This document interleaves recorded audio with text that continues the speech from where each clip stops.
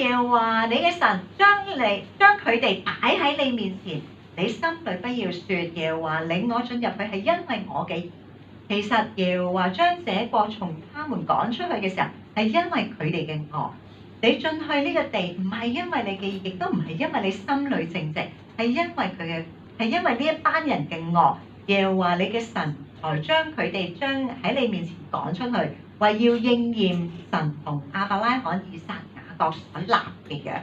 我哋頭先咪話有3、2、1嘅3個描述上帝自己親自嘅工作，我哋只不過係旁觀者。第二個係咩咧？係有2組嘅恩惠喺第4同埋第5節嘅入邊，我哋望一望啊。有2組係好對稱嘅恩惠喺度嘅，係平衡嘅，係平排嘅。嗰2組嘅恩惠講乜嘢咧？佢話耶和華你嘅神喺你面前，將佢哋喺你面前趕出去之後，你記住心裏唔好講係因為你嘅義，其實係因為佢哋嘅惡。第5節又咁講啦，當你進去得為地嘅時候，你唔好諗，唔係因為你嘅義，係因為佢哋嘅惡。呢2個係平衡嘅。上帝上一次同以色列人講，你記住有一日你要入去啊，上帝先會喺你面前主動地做晒所有嘅嘢。第二樣嘢，如果有一日你真係入到去，你真係入到呢個咁兇惡、咁殘忍，或者你覺得冇辦法面對嘅地步嘅時候，你記住，好諗係因為你嘅義，其實係因為佢哋嘅惡。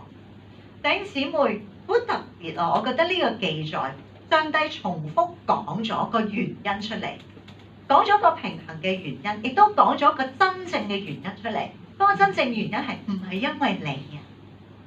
唔係因為你。佢話唔係因為你嘅義。咩叫唔係因為你嘅義咧？弟兄姊妹，咩叫唔係因為你嘅義？有冇聽過咩叫自義啊？自義，知唔知咩叫自義啊？自以為義，即係咩意思咧？即係咩意思咧？弟兄姊妹，就好似話係我咯，所有嘢唔因為我咯，所有嘢咪就係因為我而成就咯，所有嘢咪因為我而達到咯。自義係因為我啊，因為我，所以自義嘅人咧，你會睇得出嘅。咩叫自義咧？如果你面對一啲自義嘅人咧，佢哋會覺得，你會覺得係點㗎？好囂啦！仲有咧，自義嘅人會點嘅？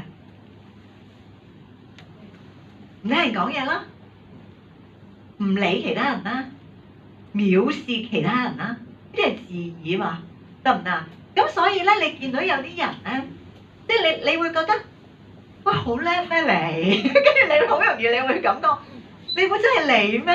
你明唔明啊？即係嗰啲自義人咧，永遠就係會挑引到側邊嘅人咧，就話你覺得真係因為你，所以先達到咁樣咩？你睇下，仲有其他人喺度㗎。呢件事唔係真係因為你㗎咁樣，所以弟兄姊妹咧，有時講開佢哋嘅工作咧，都會有呢個反應嘅。通常咧，嗰啲下屬咧，咪好努力做完之後咧，跟住咧嗰個老細或者嗰個你嘅老細咧，就會出嚟攞住個咪，冇錯嗱，我咧今日就係做咗呢啲嘢啦，咁樣我咧就因為咁樣諗，所以咧就達到呢個嘅結果啦，咁樣。跟住嗰班下屬會點樣㗎？嗰班下屬會有咩反應啊？咁你應該好明白啊，明唔明白？因為你可能都感受過呢一樣嘢嘛，跟住你會下邊好叻咩？其實成件嘢佢都冇做過，佢根本都冇參與過。出啲文件全部都係自己個名做 title 嘅，我個名冇喎，但係成份嘢係我打嘅喎。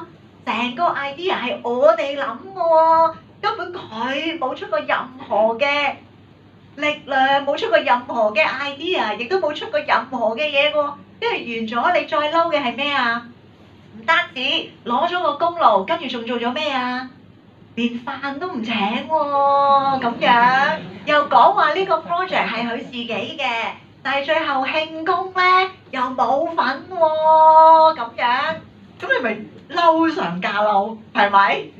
今日上帝就好似講緊呢樣嘢，喺天上面同你講，如果有一日你真係去到，你能夠勝過到，你能夠面對得到，擁有到啦，你記住，天上面有個聲音同你講，唔係因為你幾，唔係因為你有幾叻啊，唔係因為你做到幾好啊。如果弟兄姊妹，我哋一直認識以色列人嘅歷史都係啊，以色列人由頭到尾都係一班反叛嘅民族嚟噶嘛。